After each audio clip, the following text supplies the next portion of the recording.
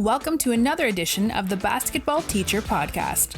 Our mission is to bring you discussions on a wide array of topics in the coaching world to grow players on and off the court. You can connect with us on YouTube, Facebook, and Twitter, and also reach us directly through email at basketballteacherpodcast@gmail.com. Now, here's your host, Coach Mike Hernandez. Welcome back, everyone. Thank you guys so much for joining us here for another episode. As always, wherever in the world you're listening to us from, whatever platform you're listening to us on, as I always say, thank you guys so much for all the support, the kind messages, emails, tweets, all the things that you send my way, the show's way. Keep those coming. I do read them all, and I really appreciate hearing from you guys and hearing about the things you're going through or the things that you want answered or the situations and all the stuff going on in your coaching world. So really appreciate that. Like I said, keep those things coming.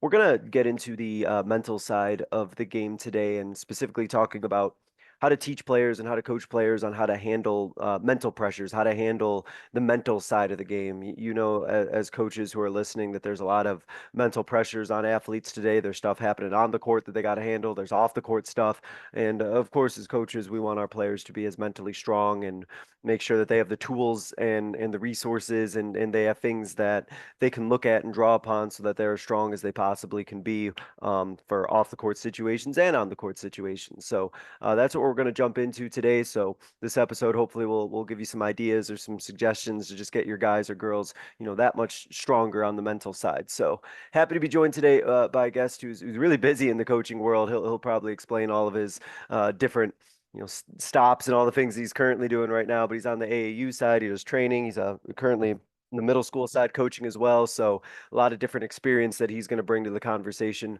Very happy to be joined today by Coach Julian Gomez. Coach, again, appreciate you coming on here talking to us today. How you doing? Doing good, Coach, man. I appreciate you putting me on here, man. I'm excited to talk about it. So I just thank you for your time. Yeah, no problem. I'm excited to hear your insights and hear the things that you got to say. So let's kind of jump right into it, Coach, with your basketball journey and your coaching journey. Like I said at the beginning, I know that you're busy in a lot of different ways in the basketball world. So kind of take us through where basketball's taken you, where coaching's taken you, and how you ended up in the different spots that you're at right now. Yes, sir. So I started my basketball journey obviously playing when I was 6, got to play all the way through high school. And then after high school, that's when I realized that I had such a great passion for training, and I started training players for free at the park, like literally in the freezing cold. It did not matter to me, and I would just train players every day that I could, whenever I would get off work. And then I just kept building on that. I built my brand called Overcome Training. And then from there, I started coaching AAU basketball over here in Houston, Texas. Been coaching at a grassroots program for the past 4 years. I just recently joined a Under Armour Rise circuit team. And then I also joined a charter school this year, so I'm coaching middle school basketball. So I'm just, jumbling into all these three different levels of basketball, but I'm enjoying it. I love it. So I just love training and coaching with everything. So I'm just excited for all the things to come. I'm curious as you kind of talk about that. I was curious now that you're, like you said, you're in the AAU world, you're in the middle school world now. Are there things that you can like work on or do that you would do with like your AAU program that you do with like your middle school program? Is there stuff that you feel like can work at almost like any level or whatever like group of guys that you're with?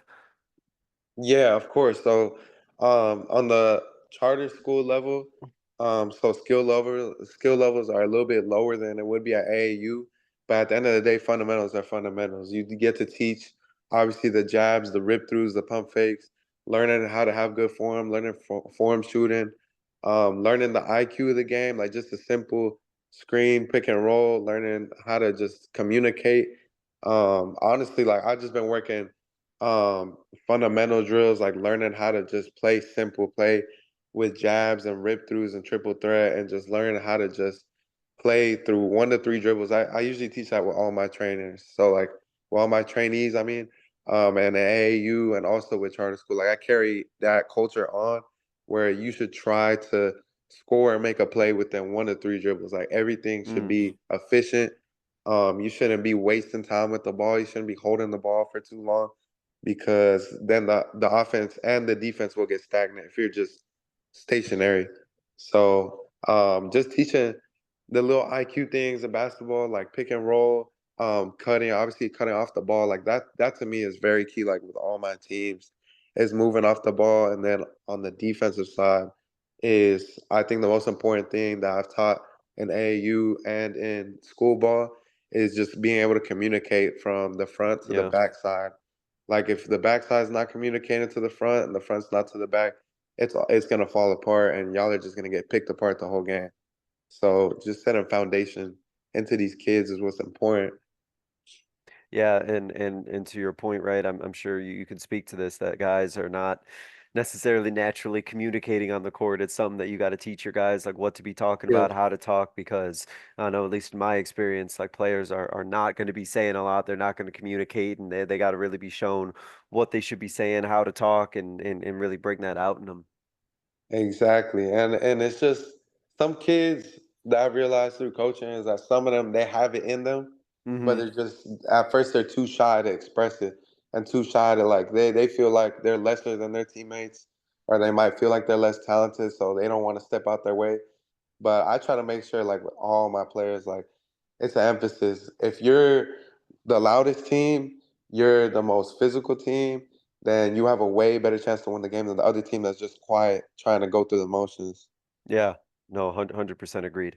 Coach, something I wanted to get your opinion on. I know it's something that you're passionate about is about AAU culture. And there's a lot that could be said about it, and I know that's something that you're particularly passionate about is the way that AAU culture can have a impact or have a large effect on a player's success. So kind of talk us through what you're seeing in your area, in the Houston area, in the AAU world. What are things that you're liking? What are things, if any, that you would change? What's kind of your kind of, I guess, analysis of kind of what the scene is like over there? Yeah, yes, sir. So what I would say from what I like on the grassroots side is that there's a lot of kids trying to prove themselves, because on the grassroots side, you're not playing in Nike UIBL, you're not playing in Under Armour or Adidas circuits. Like you're literally just trying to prove yourself to anybody possible. And I like that there's a lot of kids that are really actually taking the game seriously.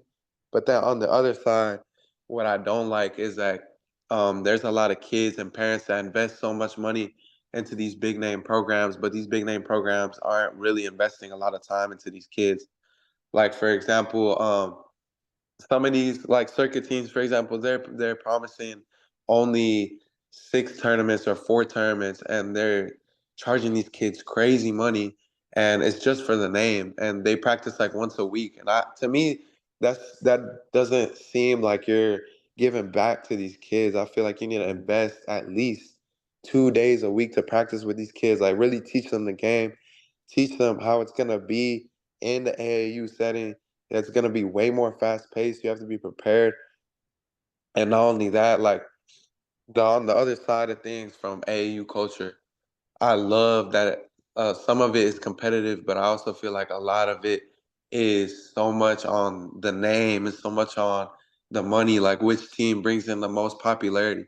Like to me, the most important thing at AAU is developing these kids, because a lot of these kids not only look up to the coaches or look up to the players that have gone through the programs, but it's like these kids are literally trying to reach that level. What are we teaching them to carry on into the next level at their high school, or if they're trying to reach the next level to college? Like if they're already having maybe some offers and maybe some looks, but what's the next step? Like what are we doing to invest in these kids? Like are we sending film to other coaches? Are we recording these kids? Are we giving them insight in practice? Or are we just letting them scrimmage and rolling the ball out? Like to me, it's not just skill development. It's also like building up these kids Right. as young men and women. Like I don't know. I love AAU on some side, and then I just don't like how AAU has turned into like just a popularity contest to a sort. Like to me, it should be Yeah. about development more than popularity. You get what I'm saying? Yeah, yeah, no, and I was gonna say, and you kind of answered it that it seems like some of the advice that you might give to to parents or even players who are looking at an AAU, team is how much development are they doing, right? Like you said, are they Exactly. just throwing out the ball once a week and not really developing guys and you're just paying for the name, or are they actually Exactly. investing in the betterment of your players? And it sounds like, at least from how you kind of describe the things in your area, that it's really important that parents, family members, players are really doing their research and really seeing what these teams are all about. Exactly. Exactly. That's very important because at the end of the day, I mean, some of these parents, like for example, in my specific area for AAU, like we have some less fortunate kids, and then we have some other kids that obviously like they have no problem affording it. But it's like some of these less fortunate kids, like they've never had a trainer or they've never had a coach that believes in them. They never have somebody to just help them out, and like this might be their only chance. And the way I see it is like every AAU coach should look at it like this is their kid's last chance. Like we should be Mm. able to teach them and coach them as hard as we can and teach them to the best of our abilities so that way they can at least have the best chance possible to keep going. So No, no, I love that. Yeah. yeah, I just think that's really important because man, like when I was growing up, I didn't get to play AAU, so I just see it as a privilege now, and I feel like some families and kids are just thinking so much about the name. Think about more about what is the culture in that AAU team. Are they Hmm. actually going to take the time to get to know you and get to know your game, or are they just gonna go out there and just try to put the big names out and just have you sit on the bench the whole time and not learn? So I just think that's really important. It's just Yeah. development, what culture in AAU. 100% agree. No, I appreciate that you share that, Coach. Definitely always an important thing to touch on. Yes, sir. As we kind of move into the topic, Coach, about getting players ready and teaching them how to handle mental pressures. I want to just kind of talk in general and have you kind of speak on in your experience. I mean, you work with a lot of different guys at a lot of different age groups and levels. Mhm. I wanted you to kind of share with us, what do you kind of see as some of the more mental pressures that you see on athletes today, and how do you kind of work with these guys so that they're ready to not just grow and thrive in basketball situations, but also as people. So what do you kind of seeing happening mentally, and how do you kind of help them and kind of build them up? Yeah, yes, sir. So what I'm seeing, I mean, obviously we live in the social media area, so we're looking at kids that are comparing themselves to each other all the time. They're seeing kids on Baller's Life, kids on getting mixtapes here and there, and they're just constantly comparing each other. And it's just like a constant battle. Like I've had so many conversations with players where they're like, "Man, you saw that guy? Like that guy is going crazy. Like look at him, coach. He getting offers, and I swear I feel like I'm better than him. I'm not getting nothing." And to me, it's just like the number one thing with these kids is having them focus on their grind, their craft. Stop focusing on what everybody else is doing and stop focusing on what they're getting in return and focus on how hard you're working because your work ethic is going to be reflected by your rewards. You're going to get those offers and those looks that you want, but you got to really work for it. You can't just think, oh, well, this guy is fortunate because this. Don't worry about that because at the end of the day, your work will show that. And I strongly believe in that. I mean, obviously, it also comes with opportunity. And I think with kids nowadays, like the mental side is very important. Like these kids get down on themselves so easily. Like I've had Hmm. to deal with, for example, one of my varsity players last year in AAU, he just has like constant pressure of just being the best. He just wants to be the best. He wants the ball in his hands and in pressured moments. He wants to be the guy. And the thing that I would give advice to coaches and even players is building relationships. Like Okay. Yeah. just building relationships with your coach, and most importantly, us as coaches, we need to take the time to actually get to know these kids and ask them like, "Hey man, like if they're playing bad for like a stretch of games, it might be something personal going on. Like it might be something going on at home, or maybe it's at school, or maybe it's literally just a basketball mental thing." And I've had to sit down with some of my players and just ask them, hey man, like if you think you're not performing because this person or that person is disappointing in you, you need to stop worrying about what they think. Worry Yeah. about your effort, the best availability of your mindset and availability of your effort is gonna prove what you deserve. And to me, for example, I've had these conversations with players, like it would be about playing time. Like for example, that's another mental thing with players is if they're not getting the right amount of playing time in their head, they just automatically think, oh, okay, coaches don't like me or I'm not good enough. Right. And I've had to just talk with these players like, hey man, it's not about you're not good enough. It's not about this or that. Like you just gotta keep working on your game and try to prove your best. And when your coach sees that you're improving, actually changing your attitude, that's another thing is your attitude. Once you start changing that, then your opportunities will come more and more. But that attitude is the big thing on the mental side, like outside of basketball. So we can touch on the skill part all the time about how to develop your skill. You need to work on your game on your own at home. If you got a Hmm. trainer, good. If you don't, you still need to work on it. But the attitude and the mental part of the game, that is what really affects your performance. Like like you've probably had players where they think they're the number one option all the time. They think Yeah, yeah. they They think they don't got to take a run the back seat. show. Yeah, and you sometimes the number one player, the best player, is the guy that knows how to play their role. You can't always be the number one guy. Sometimes the number one guy has to give the ball up when they're getting double teamed for them to score a game winning bucket or game winning layup. Or sometimes the number one player got to pick up full court and somebody else got to hit the game winning shot. Like it's just like I've had to talk with players about their roles. Like stop letting the playing time and people's opinions affect your play. You Hmm. focus on your effort and your attitude, and everything else will fall in place. Because at the end of the day, your effort and your energy is what you can control on that court all the time. That's like I say that to all Yeah. my guys, all my girls that I coach. Like you can always control that, and as long as you keep that in check, everything else will fall in place. So I just think, again, the mental side is the most important side of basketball. You can't develop your skill without developing your mind first. So that's the Yeah. key part in developing these guys too. Is just like I said, building relationships with your coaches, and vice versa. Well, because into something that you said earlier, it's like you probably with some of the guys that you're working with, you can probably tell right away when they're putting a lot of pressure on themselves and Yeah, or when they're, stressing themselves out because they're, have a certain expectation of where it is that they need to be or they're comparing themselves to others on social media. So I think, yeah, one of the big roles for coaches, and it sounds like this is something really important to you, is to make sure that like your guys aren't, maybe necessarily like getting ahead of themselves or trying to like do exactly, more than they need to, but really focusing on just getting better and improving one day at a time rather than trying to get like overwhelmed by all the other stuff that's out there or trying to think about, a bunch of other stuff that's maybe in the future or comparing themselves, like I said, to social media stuff, but just kind of be focused on what it is they're trying to do at that moment.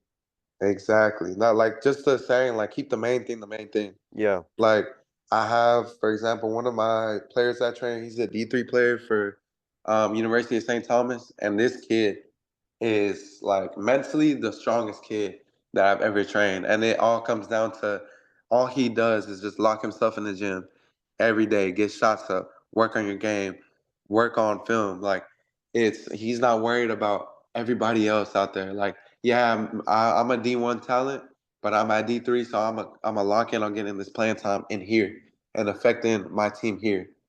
Like I told him, dude, you could easily be D1, but just because you're not there, that doesn't mean you can't get there. You get what I'm saying? Like keep the main thing, follow the course that you're at right now. Mm. And then Yeah. the future will come later.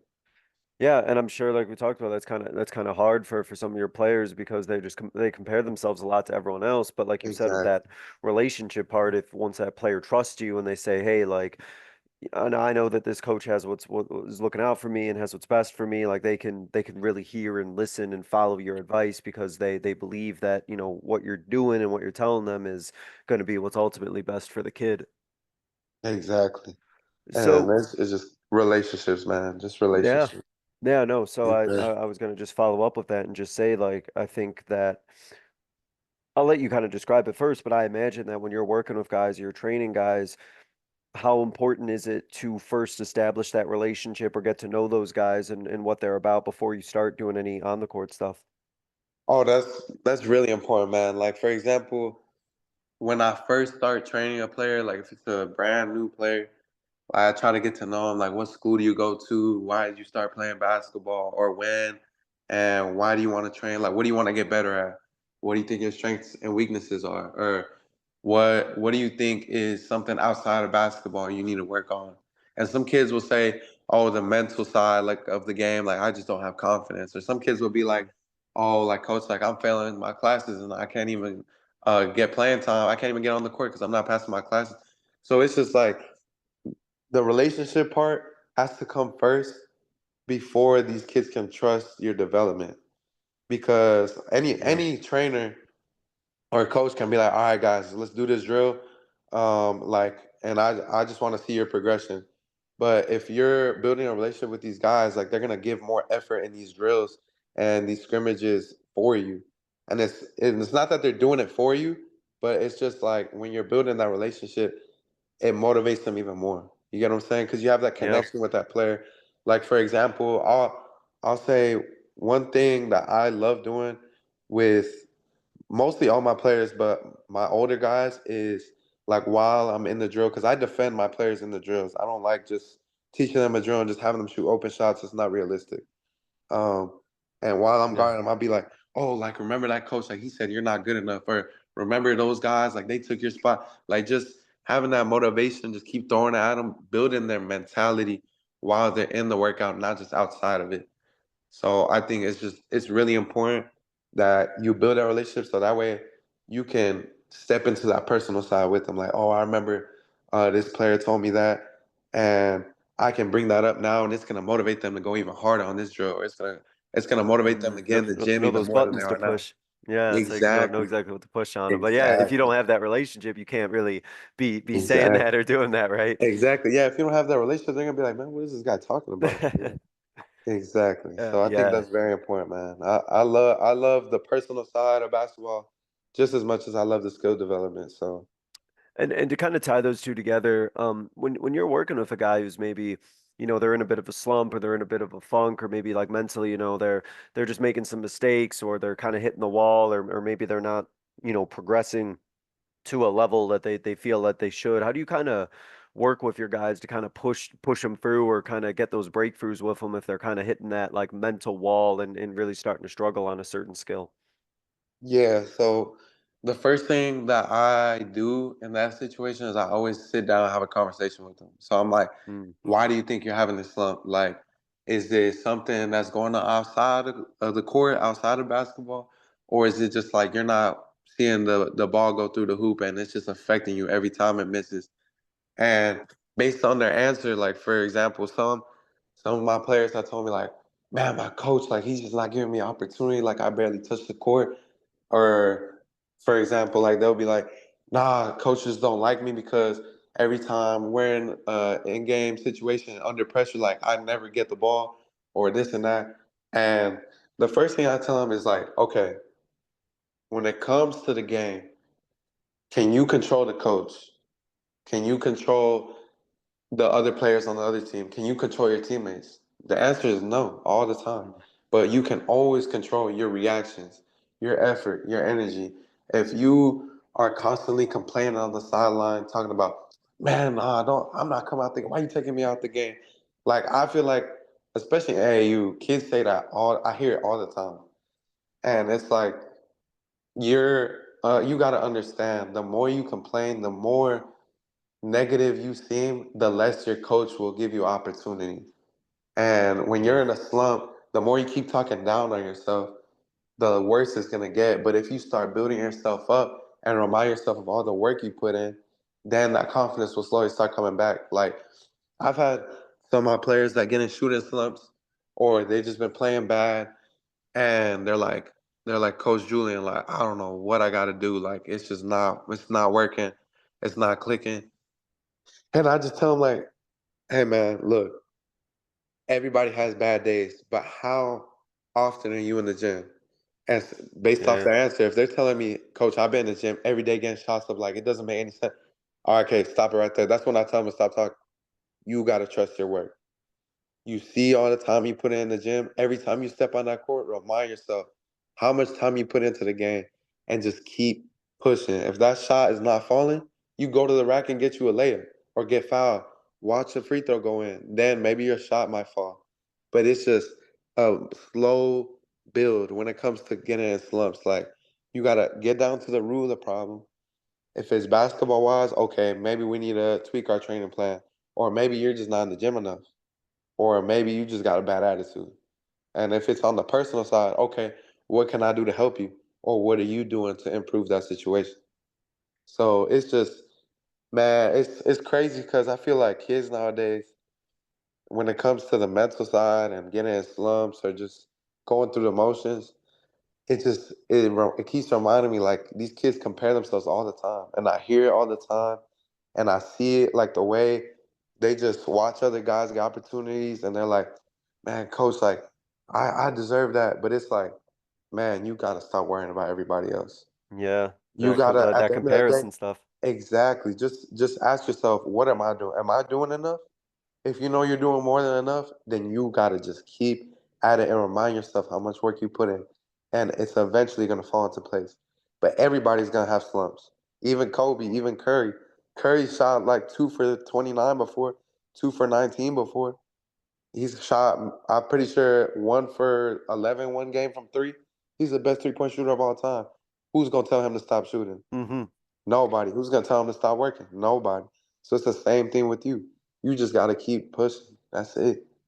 Yeah, yeah, and if I think that's a really good conversation though that you talked about is like what are your guys like doing on their own, and like you said, like what type of work are they putting in, and are Exactly. they putting in the work that's necessary, and that they have to, they got to trust themselves, and also to your point too, I think, and this sounds like something else that you kind of talk about with your guys is like, if their shooting is in a slump, for example, like what about all the other things, right? Like how's their defense looking? Are they getting loose balls? Are they Exactly. affecting the game another way? And I think that, you could have Exactly. players who are, maybe on the stat line shooting wise, they might not be looking like they're doing much, but if they're, doing all these other things that might not show up, they're still affecting the game. And I think that it Exactly. seems, as coaches, one of the things that we can do is still you make sure that we're heavily like praising and really, complimenting guys who are doing all of that hard work well and making sure that that never lets up, even if, the shot isn't falling necessarily. Exactly. And I'm glad you brought that up because that's exactly like that happened in practice today. Hmm. So like some guys, like their shot wasn't falling, but they were making great plays, like great passes to the cutters. They were diving for loose balls. Some were boxing out like they were supposed to. Like I make sure like we take a second to praise that. We gotta clap it up for that because, man, a lot of these kids, they're not gonna be a top tier scorer, but if they can affect the game in different ways, like you were saying, they can have a great impact on the game. Just because you're not scoring doesn't mean you can't affect this game. You can bring energy on defense. You can hustle and tip passes, dive for loose balls, box out and get rebounds. Offense, you making the right play, making the right reads, dude. You might affect the game even more than the guy that's got 20 points. Yeah. So it's just finding different ways to affect the game. It's not just about putting the ball in the hoop. Yeah, no, 100%. And like you said, to take the time to recognize those things, super important because those things that you recognize as a coach and you take the time to recognize, those are the things your players will know, like, oh, this is really important to do. Like, coaches acknowledging the people that do that. I'm going to do these things more because, I know that that's what we need to do to be successful. And hopefully it builds those players to keep trying to do those little things more. Exactly. And it's just like you said, just praising those little things Hmm. is very important because especially like I would say like on the middle school level now I'm learning that in charter school like these kids they're younger so their mentality isn't as strong so you got to build these kids up. You got Yeah. to constantly be reminding them like obviously I'm going to discipline you if I know you're doing something wrong. We're going to run suicides about it if you're making the wrong play over and over and over. Okay, we're going to sit down, talk about it, show you the right way. But if you're doing the right things, man, we gotta praise you because these kids, they probably not getting built up by their parents. That's another thing about basketball, man. Like sometimes it's not coaches that kill confidence; it's just parents. Like Hmm. they'll be the coaches on the sideline, and man, trust me, I'm gonna be like that with my kids because Yeah. man, I want my kids to be the best, and I get it. But you can't tear your kids down. It's the same thing with coaching. You can't tear them down. You got to build them up. Right, right. Yeah. No, no, no, 100% agree. Yes, You sir. mentioned this a little bit earlier, Coach, and so I'm going to circle back to this question, and maybe you got some other ideas or things you can expand upon. But you're coaching guys, you're training guys, and one of the things obviously to get guys better is to put them in situations when you're practicing with them or training them where you're challenging them and you're pushing them to become better, putting them in difficult situations where they're going to get better.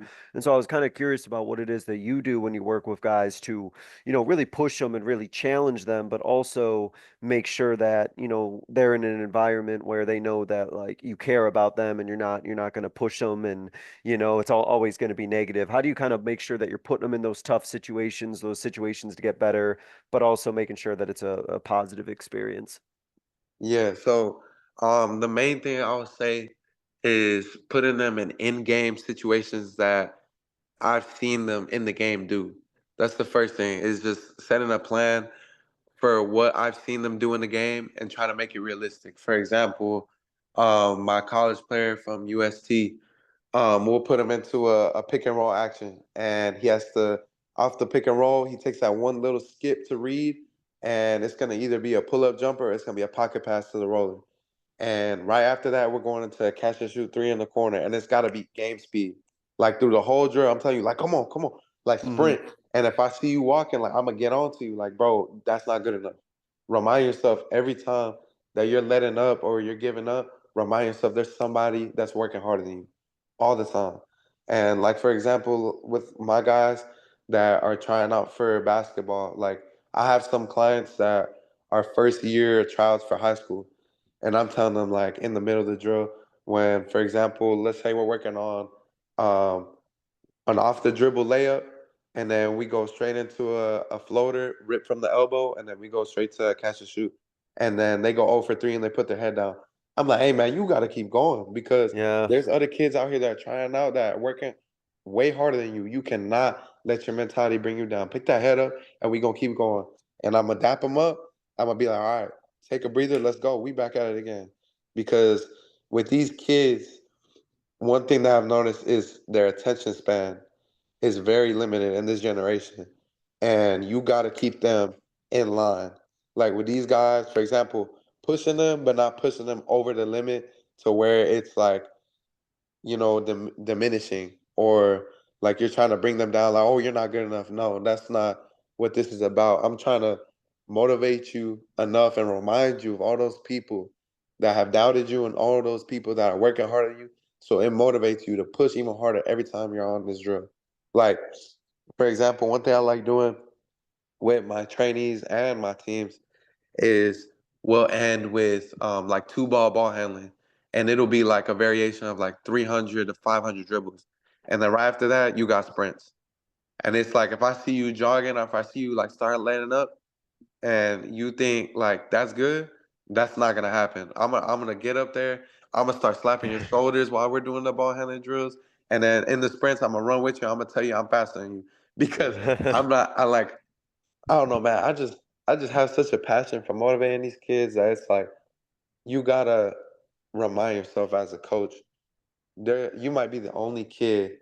I mean, you might be the only coach that seems like they believe in this kid. Everybody else in their environment might be just bringing them down, telling them you're not gonna make it to where you want to be, or you're not good enough, Yeah. or oh, you suck. Like I don't know, man. I just feel like there's a lot of kids that don't get the praise and the motivation and the leadership that us coaches have the availability to do.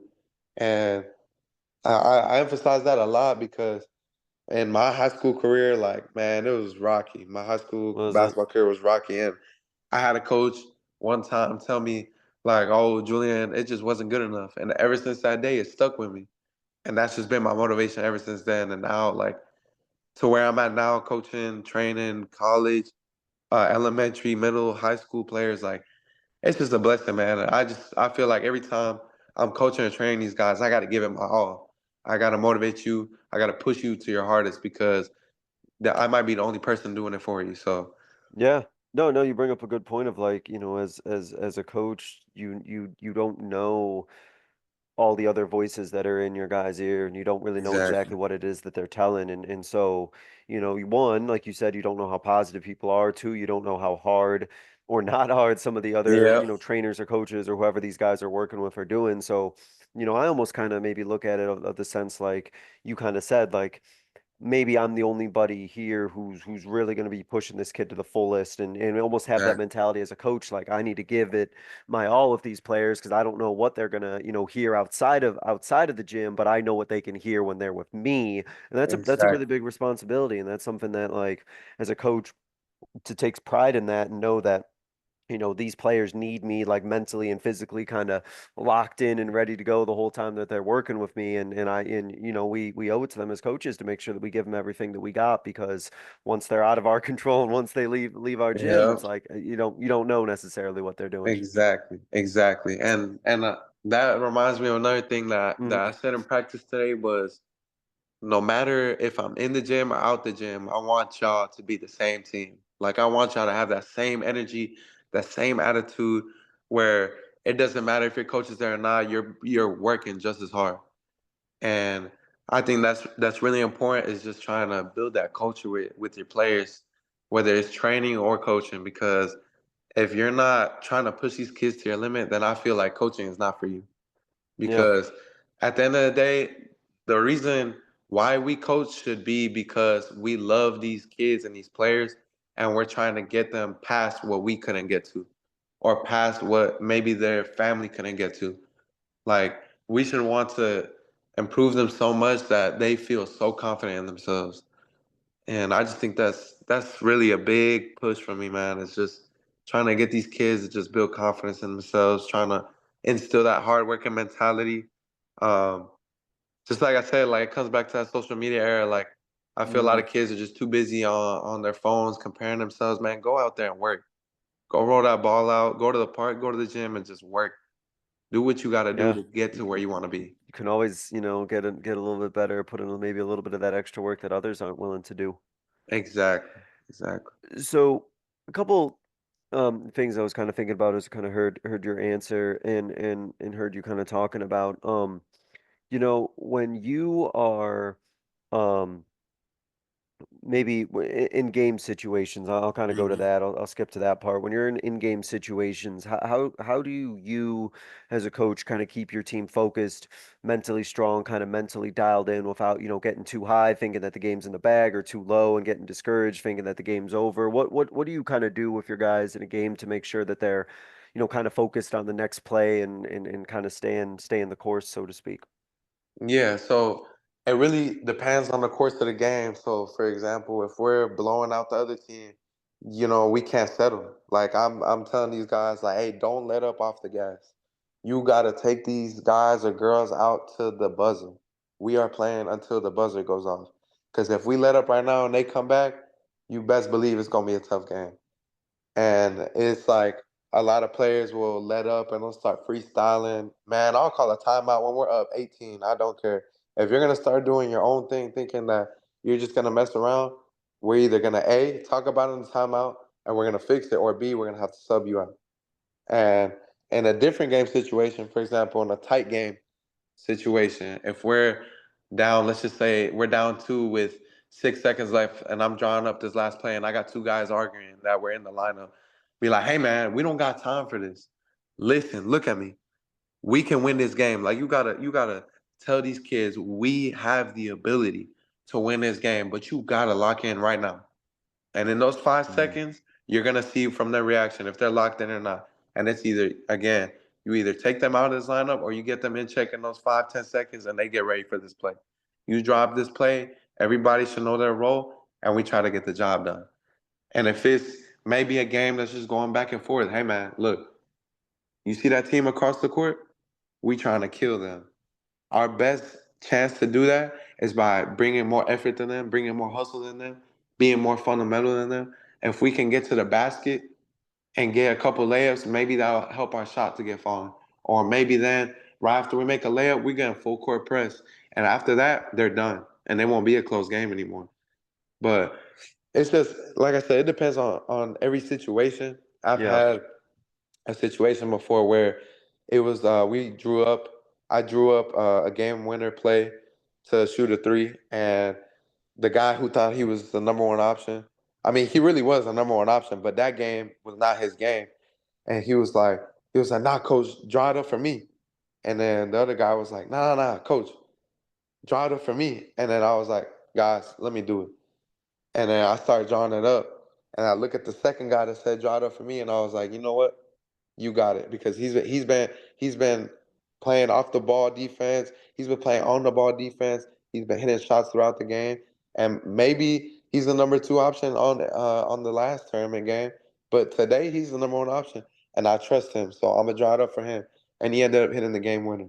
So Oh, that's awesome. yeah, man. It's just man, that brings back so many memories, man. Just trying to one thing that I try to do is whether we're losing or winning, it's always next play mentality. Like if we make Hmm. a three, we don't got time to be showboating in their face. Like kids, they just want to throw up the gun sign of the threes.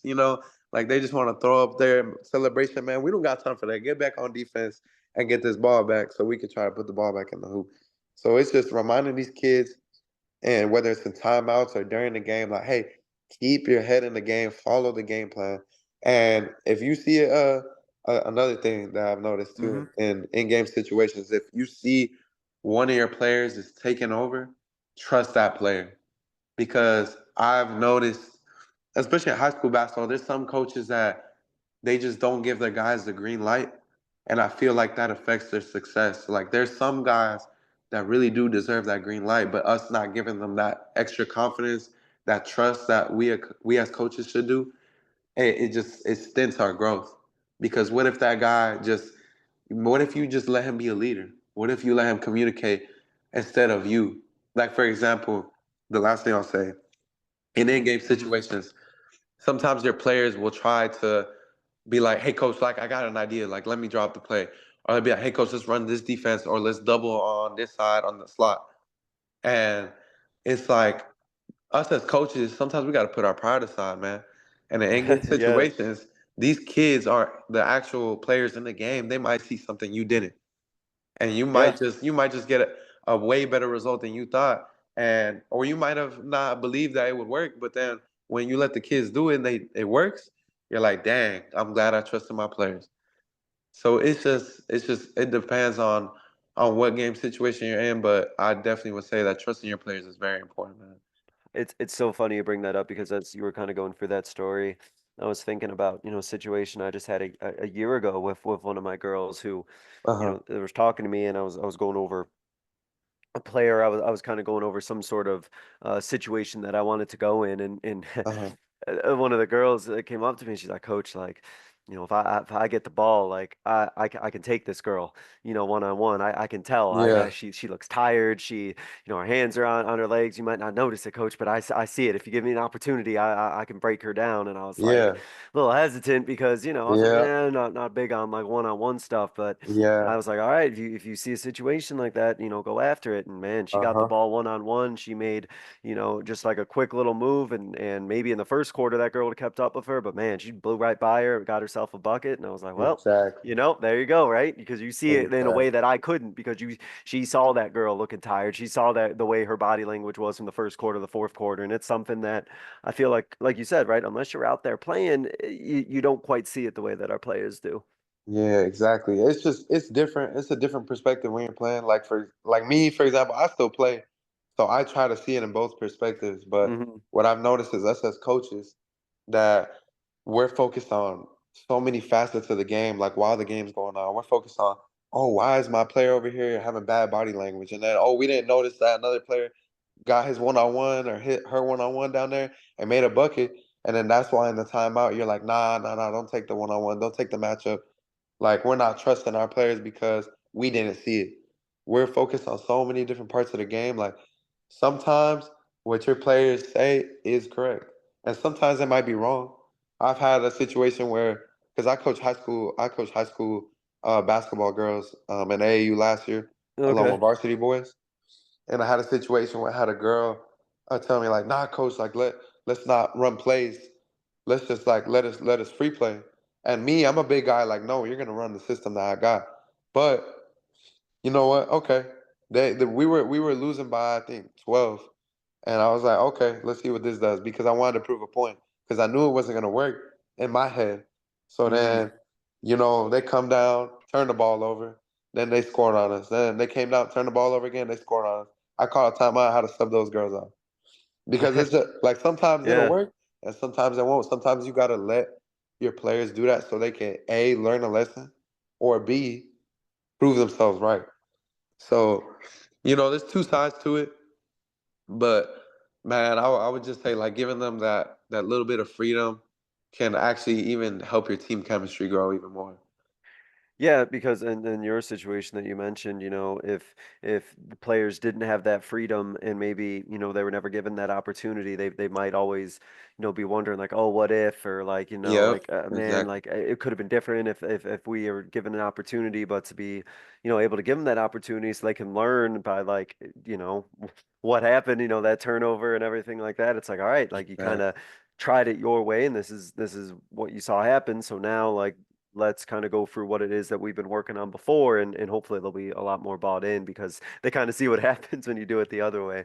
Yep, exactly. And Yeah. it's everything's a learning experience. So Hmm. it could either be good or bad, but to the way that I see it is that even if you lose the game or lose the possession or lose the opportunity, like it's a lesson at the end of the day. Like to me, it's not a loss; it's a lesson. You're gonna learn from it regardless.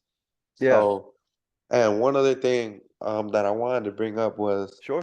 I've had players on my varsity team for AAU, for example, that I've had guys like, man, they all have alpha mentalities. They want to be the guy, or they want to start. They just start arguing on the bench. And 2 years ago, I was the assistant for varsity, and my job was to control that bench, control the temper, control the tempo. And man, it felt like I was a therapist on that bench every day. It was a constant battle with these guys, and I've had guys like they will argue with each other. Man, they'll start cursing each other out, and man, they'll start talking crazy about each other. And man, like I've had to learn through those experiences, pull these kids to the side and ask them their perspective, because a lot of these guys and girls just want to be validated. Listen to their perspective, okay, and then after that, tell them what's the solution or how they could solve it. Be like, hey, you know what? Okay, now that you let it out, go dap him up and let's go cheer on from the bench. Let's D up, D up, D up, like for the rest of the game until you get back in there. And like I've had a guy tell me, "Oh, coach, I'm not no 6 minute player. Like I'll take him out 6 minutes." Okay, first of all, I never said you were a 6 man player, but I need you to give me the best 6 minutes you got. Like you know what I'm saying? Like Yeah. it's just putting sometimes things into a different perspective or just trying to get their perspective. And that will build trust with your players. And not only that, it'll help fix that team chemistry that might be mixing wrong and bad. So Yeah. Yeah, no, no, no. That's I guess I'm curious then, in your experience, coach, what are the things that kind of lead to, that bad chemistry in the first place, in your opinion, where, teammates are, arguing with each other, fighting on the bench or getting into it? Do you think it's just something that because it wasn't maybe addressed at the beginning, or do you think it's like player egos? What do you think kind of leads to those sort of bad chemistry moments between teammates? honestly, coach, I think it's a mixture of both. So not only is it they really had a lot of ego. There was a lot of egos on that team. And they were, trust me, they were all number one options on their school team. Or some of them were like two or three options, but in the AAU team, in the AAU circuit, they were looking like number one options. But it also comes down to addressing it. So for example, in the beginning, what I've learned through my years of coaching is that you need to set rules and boundaries. Like what are our expectations of rules? Like I remember that year, um, they were all new guys, so we didn't know like their egos were there. We didn't know until we started playing, and I got with my head coach and we talked about it. And I even had like one player like he thought that like I hated him because I was in charge of rotations and like I said, being the therapist on the bench. So I just had to sit down and talk with him and be like, hey man, look, trust me, I don't hate you. I actually love you, man. Like I love you. I love your effort. I love the dog mentality you got, but you gotta change your attitude when you come off that court. And you gotta change your attitude on this bench because that negativity will spread to everybody else. And that's what was Mm. happening. The negativity, that ego was spreading to everybody else, and now everybody was basically mirroring that ego. And now everybody had an ego. So then we had to address that. And the way I addressed it is I made a statement like in practice. Um, they thought we were about to do drills, and I was like, all right, everybody get on that line. And I made the guy that had that super strong ego get on the free throw line. I said, hey guys, I'm just letting y'all know he's gonna miss these two, and we're gonna run a suicide for every single miss. Boom, he missed both of them. And I made them run double. Actually, I made them run 4 suicides for the first 2 misses. And then I made him shoot again. I was like, hey guys, I'm just letting you know he gonna miss again. And this was before the conversation, before we had the cool down conversation. I get personal with him. Um, and then he misses again twice, so they run more. And then he shoots 2 more, and he misses one of them and makes the second one. So I make them run 1 or 2 suicides for that miss. And then I tell him, all right, guys, I need you to understand something. This team will not work if we all are egotistical and thinking that we all gotta be the guy or we all gotta be the guy taking all the shots. We gotta understand we are a team. We need to build each other up from now on. If y'all are gonna come Mhm. off the court, have a good attitude. When you're on the bench, have a good attitude and cheer your teammates on because you would want them to do it for you. And I told them, if y'all ever bring a bad attitude like that again, trust me, we're gonna get back on this line and you won't see the court as much. And then you will have to learn that way. And since then, they got in check. And I think like sometimes you just have to make a statement. Like maybe sometimes, maybe not singling a player out. Like I singled him out, but they didn't really know that on the back end I was gonna talk with him and fix the whole situation. That was to make a statement to everybody, hey, it doesn't matter who you are, y'all are all teammates. This isn't an I Yeah, team. yeah. Everybody has to be disciplined together. Everybody has to win or lose together. And I think that was honestly one of my biggest coaching like growth moments is just learning how to talk to these guys, learning how to just get into their head and being able to connect with them personally can actually help fix the whole team chemistry because sometimes all it takes, coach, is just 1 or 2 guys to become a cancer. Yeah, And yeah. It if could you poison can learn everything. exactly, it'll affect everybody else. But once you try to like heal that, whether it's the relationship between coach player or maybe it's just player and his mentality or player with other player, it's just you once you try to heal that and try to fix that together as a unit, man, your cohesiveness will gel. Yeah. And it's just awesome to see, man. Like even with the ups and downs, there's been a lot of downs, but there's also been a lot of ups. So it's just great. Wow. I love coaching, man. Just seeing everything. So on that kind of the reverse end, on that positive note, coach, kind of my last question here, I want to pick your brain before we hit our concluding segment is what do you think a Yes. coach can do then to build positive leaders and get guys who are going to be helping their teammates when their teammates are going through like mental pressures and struggle a little bit or a little bit down. Obviously, it's super helpful for players to have a coach who's going to be that person to get them through it. But man, it's really transformative and it's something else entirely when you get one of their teammates to do it. So I was just curious what Yeah. advice maybe you would give to a coach to maybe build up kind of their players as leaders so that they can pick up their guys when maybe they're hitting stress or hitting the wall. Yeah. So what I would say first is whether it's individually or with your team, I like to start it with my team. Um, I'll talk about it in the team aspect and then like the Hmm. individual aspect. So the team aspect, what I did, for example, with my middle school team is I set the rules. So my number 4 rules is number 1, you have to respect everybody, me, your teammates, your coaches, your teachers, your parents. Rule number 2 is we have to communicate positively. We have to motivate each other all the time. And rule number 3 is we always gotta work hard. If it's a rep that you feel like your teammate could have went harder in, or you feel like he could have ran faster in these sprints, you hold him accountable.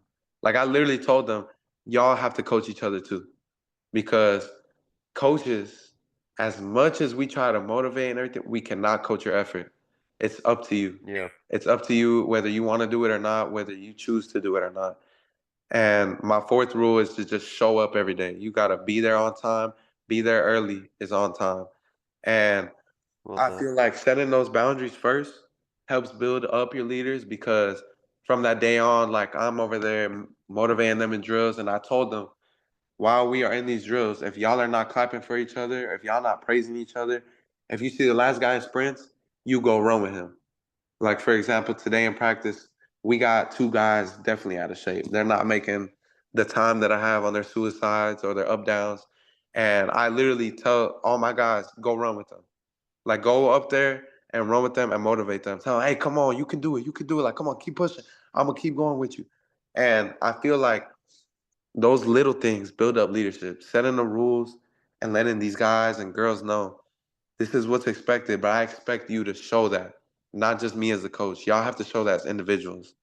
And building each other up is what's going to help this team gel together. And now, whenever we're going through something hard, you won't just have to wait for coach to put his arm around your shoulder. You got guys all around the team that'll do it for you too. And I just think it's really important that you set that culture early, just telling your players first, expressing how much you care about them and how much you're trying to get them better, but also their responsibility as teammates to hold each other accountable, to push each other when maybe the coach isn't looking, or maybe coaches, for example, like I'll put somebody aside and work on their form, and I got guys doing other drills in the back. Like, are y'all holding each other accountable? Like, for example, before I move on to the individual aspect, Mm-hmm. um, what was it, 2 days ago? No, yeah, 2 days ago in practice, I had my guys doing a closeout drill, and they had to obviously like slide and stop the player from dribbling after 2 to 3 dribbles. Like, you got to poke the ball out, and if you don't poke the ball out, you're going back, and we're doing it over and over and over again until y'all poke the ball out. And what I did was I walked off because we have a divider for the court. I put the divider up and I walked off on purpose. I said, all right, Mm-hmm. guys, I got to go do something. I'll be right back. And I hid behind the rafter and I saw that they were going just as hard. And man, it just made me so proud because it's like when you set that culture from the very beginning, it just carries the tone for not only your practices but your games, even Yeah, that's the awesome. relationships between the guys and the girls. Like for example, you coach girls, and you know girls like they're emotional. They're highly emotional during the game. They'll get really high. Sometimes they'll get low, and they'll try to bring down other girls, or they'll either talk behind girls' back, or maybe they'll just really be praising the girls the whole time, and it's just a roller coaster like of emotion. But what I've learned with coaching girls too is, man, letting these players know that we expect you to be the example that we're giving. Like if I'm giving you that example of, all right, keep going, even if we're losing, I believe in you. Like Mm-hmm. we can still win this game. I promise you, we can still win this game. And when they carry on that example, it'll affect everybody else.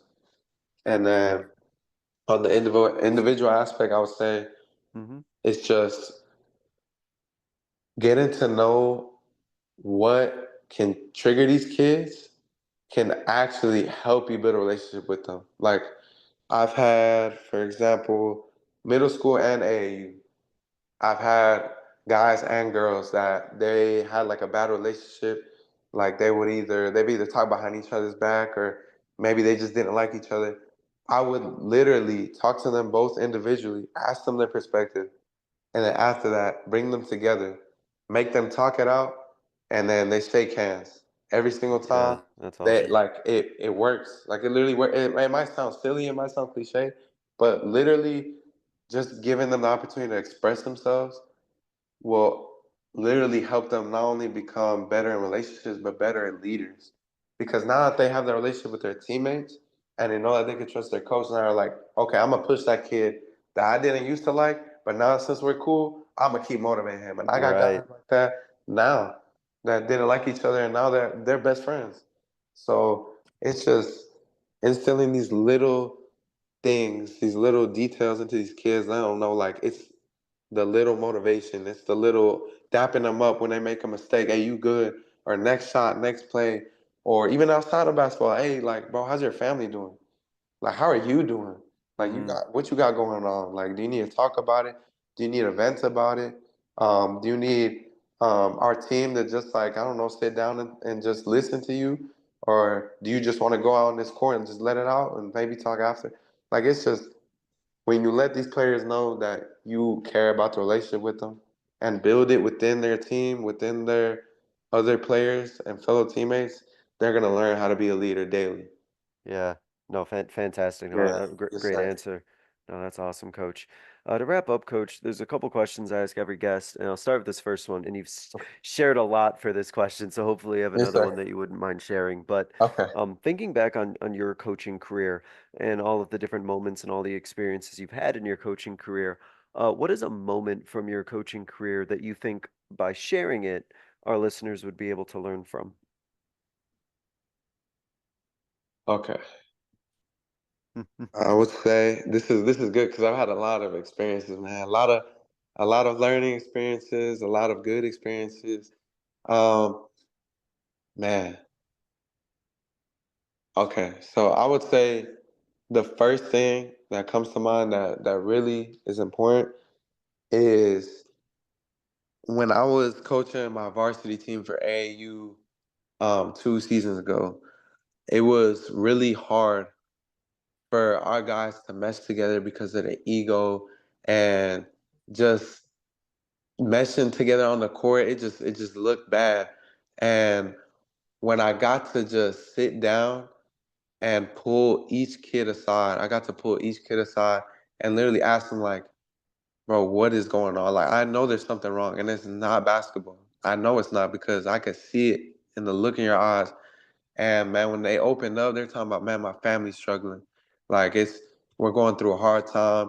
And coach, like, I ain't gonna lie, like I just don't got it today. Man, you put your arm around that kid and you let them know that you there for them, they'll run through a brick wall for you. And after I had that conversation with one of those players, literally the next game, or no, the next tournament, he hit a game winner. And he literally like teared up after. This Mm, kid, like, and he literally said, he was like, I did it for my family. Like he literally, I don't know what was into him, but just having that one conversation with that guy and with these guys, that game that we won that championship, but with the game winner, they looked like they've never fought before in their lives. And I learned from that experience, not only with him, but even the other player that I told you had a really big ego. mm-hmm. Just telling him like, "Hey man, it's not personal. Like I actually love you, man. Like I care about you, and I see all the potential in you." This is what really stuck to me, and I feel like it would speak to other coaches is speaking to these kids' potential, not where they're at right now. Like I told this Yeah. kid, I told him, "There's so much potential inside of you that I see, but you're so worried about where you're at right now. There's a reason why I coach you so hard because I see that potential. I see that potential finishing line that you can get to, but you got to learn how to fix your attitude and fix your mindset right now. We gotta, I'm gonna tell you right now, we're gonna build you up. But before we do that, we had to break you down. We had to get you to this point for you to let everything out, for you to tell me how you felt, so that way we could not only fix the on-court relationship, but the off-court relationship. And now this kid is playing. I mean, he's not basketball, but he's playing D3 football. And this kid, man, he's a stud. And I wouldn't be Yeah, is it? surprised if he made it to NFL. So, Wow. man, it's just these kids, man. And the last thing I would say is like I've had a player tell me. He texted me 2 days ago. He was like, Coach, I'm grateful not only that you're my coach, but you're my mentor. And this kid like called me like talking about how his grandmother passed away. And to me, like basketball isn't just a sport, man. It's like literally a life connection. You can Mm-hmm. build connections for life through this sport. And you actually showing that you care about these players will not only help you succeed more on the basketball side, but it'll give you that satisfaction gratification on the outside of it too. No, no, definitely. I mean, to have a player, reach out to you like that, man, that's transformative, and Yes, sir. that's life changing for sure. No, that was fantastic. To wrap up, Coach, I kind of give every guest kind of what I call this like 60-second soapbox, but you can go over 60 seconds. I'm not going to time Okay. you, but I like to use it kind of as like a platform for you to kind of get like a final thought, a closing message, a final idea, just something in general that you want to leave the listeners with. You can take it any direction you want, Okay. basketball wise or coaching wise, since it is your soapbox. So, Coach, I'm just gonna give you the floor here and just let you take it from here. Okay. I appreciate it. Um, Honestly, what I've learned through my basketball journey from 6 years old till now is no matter what anyone tells you, you can make it to where you want to be. I went from literally getting cut in high school to thinking that, man, I need to quit basketball to literally, you know what? I woke up one day and I was like, I'm going to train myself every single day so that I can get to where that person told me I couldn't get to. And being able to train the college players, the high school, elementary players, training my first player in the park, literally in the cold. We literally trained with gloves on. And man, we had double socks, sweatpants outside. Like, that's how much I love this game. And just reaping the benefits, not on the basketball side, like just seeing these kids grow up and be better people along with seeing them grow in basketball. Like some of these kids, I trained freshman year and they're playing varsity now. Some of these kids, like I literally didn't think that they would make this big old leap in such a short amount of time, but they proved me wrong. Like I thought it would be a 6-month process, and in 3 months, these kids are going between the legs, behind the back, like doing reverse layups when they couldn't even do a layup the first day. And just seeing growth. Growth is just what I would call my basketball story is just learn how to grow, learn how to just keep going. I've met NBA trainers, I've met um, college coaches, high school coaches, and the one thing I would take from it all is maybe not all of them will give you an opportunity. Maybe not all of them will treat you good, but one thing you can always do is learn from every single last one of them, whether it's good or a negative thing. Try to take everything as a lesson. Try to be curious in every situation you're in, and you'll never know where to lead you to. So now I got my own training business, Overcome Training. I love what I do. I'm training these charter school kids, coaching them, and my next goal is high school and then college, then get to the NBA. So just don't let anybody tell you can't do something, because you can, no matter what obstacles in your way. Awesome, man. I mean, that's really, I just kind of hear your, inspiration and motivation and just how determined you are just through the chat that we had. So I have no doubt, Coach, you're going to be able to get to whatever level it is that you're aspiring to, just kind of like how you instill that in your players. So no, fantastic. And just want to say, Coach, really appreciate you coming on here, talking about the game, your passion for it, the mental Yes, side, sir. working with your guys, getting to know your guys, getting to know your players, helping them through adversity. You're teaching a lot of great things, and your guys are so much better for having you in their life, teaching them, coaching them, and giving them all those life lessons. So whether it's Yes, sir. AAU, whether it's training, whether it's your middle school coaching position that you're doing now, Coach, best of luck. Keep doing what you're doing going forward, and really appreciate you coming on talking to us. Thank you, Coach Hernandez, man. Again, I appreciate you for reaching out, for letting me do this. It means a lot, man. I've always wanted to be able to just express my story, express my mind about basketball. So it really means a lot, and I thank you. And I wish you the best in your coaching journey. We'll stay in touch because I want to know how your team's doing. So I I appreciate you. appreciate that, and appreciate all of you for listening. This was another edition of the Basketball Teacher Podcast. We'll see you guys next time. Thank you for listening to another edition of the Basketball Teacher Podcast. Make sure to connect with us on YouTube, Facebook, and Twitter, or reach us directly through email at basketballteacherpodcast@gmail.com. Take care, be safe, and we'll see you next time.